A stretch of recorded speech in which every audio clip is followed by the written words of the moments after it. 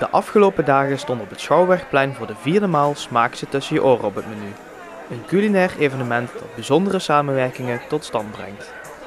We vinden het belangrijk dat de horeca in Venray zich hier kan profileren door zichzelf mooi op de kaart te zetten met mooie gerechten die ze geleverd krijgen, met de ingrediënten die ze geleverd krijgen van de agrariërs, die ook allemaal hier aanwezig zijn.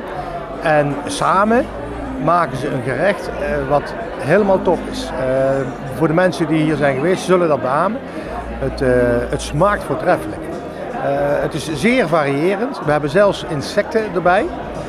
En voor de insecten was de stand van Insect Protein Innovation Platform te vinden. Iedere deurval kon daar een krekeltje of meelworm proeven. Waarschijnlijk gaan we in de toekomst met z'n allen wel naar de insecten toe. Er zijn allerlei toepassingen hoe je insecten kunt gaan eten.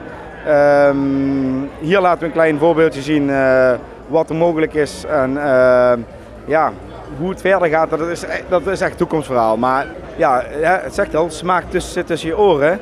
Ja, wie gaat er insecten eten? Ja, dat is natuurlijk even een mindsetting. En ja, je moet maar zorgen en durven om een springhaantje naar binnen te werken. Wij hebben op de businessavond zelfs 2 gerechten gehad met insecten erin. Er werd ontzettend goed ontvangen. Mensen zijn razend enthousiast. Ja, dat is echt een leuke reactie die je erop krijgt.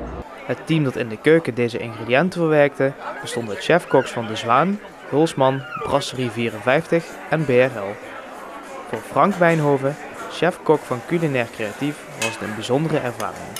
Nou, omdat die chefs hier zo in één ruimte staan, is echt, ik denk dat het echt iets unieks is.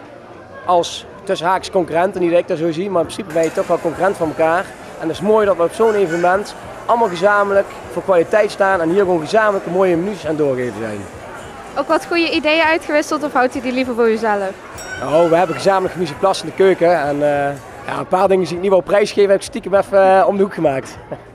Niet alleen konden er gerechten geproefd worden, er werden ook proeverijen van bieren, wijnen en zelfs koffie gehouden. Dit laatste verzorgde het nieuwe koffiebedrijf Bonesta. Zij stonden voor de eerste keer op Smaak zit tussen je oren.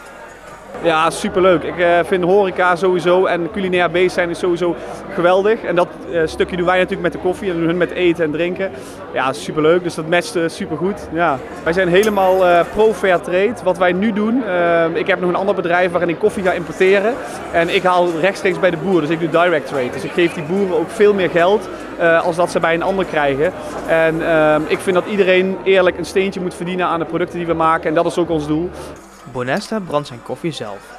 In het kort vertelt Siebe hoe dit proces in zijn werk gaat.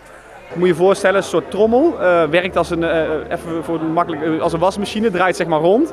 En in die trommel kan ik de temperaturen bepalen, ik kan de hoeveelheid gas bepalen, de verse lucht die ik er doorheen blaas.